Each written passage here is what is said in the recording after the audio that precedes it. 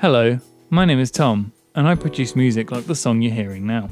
In this episode of Understanding Synthesizers, I'm going to talk about two aspects I've mentioned before: voicing and tuning. Starting with voicing, whenever a key is pressed to create a sound on a synthesizer, we are using a voice. A source with one voice is referred to as monophonic, but a monophonic synth might be made up of more than one voice if it has multiple sources. A lot of older systems, such as early mobile phones and games consoles, were monophonic. This meant that playing chords and multiple sounds were difficult, if not impossible. This led to a lot of creative solutions, such as in video game music, where we hear lots of notes played in quick succession to simulate a chord. When playing in mono, you might be given different options as to how the note triggers.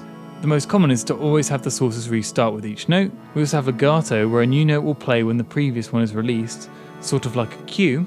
This will help to stop tied notes re-triggering after one is released. The other common method is legato trill, where sources restart with a note if all other notes have been released, which is useful for drone notes when performing a trill, which is where the mode gets its name from. To be honest, a lot of this functionality was put in before note editing and DAWs were so practical, and you'll often just write your MIDI to accommodate voicing, at least in my experience, but it's always helpful to know about these things and use them when they're needed.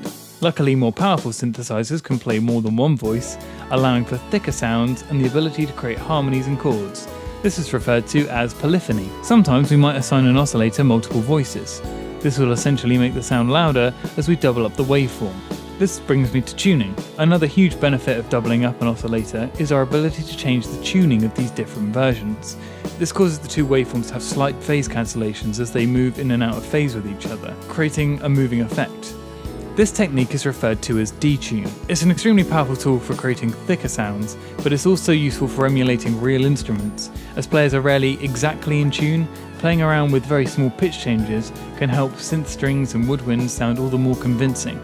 You might be offered the opportunity to tune individual oscillators, detune their voice, spread the voices across tuning in a certain way, and many other variants on these controls, so have a play with the multiple possibilities offered by synths, and become familiar with the practice. Voicing and tuning are definitely something to explore when you've got the core of the sound right.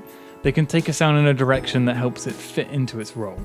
With that said, they're also something you're going to have to be consistently aware of and make sure that you aren't surpassing the technical limits of the synthesizer you're building. Have a play and see what sounds you can create. Thank you for watching, and if you have any questions, please leave them in the comments. I'll see you next time.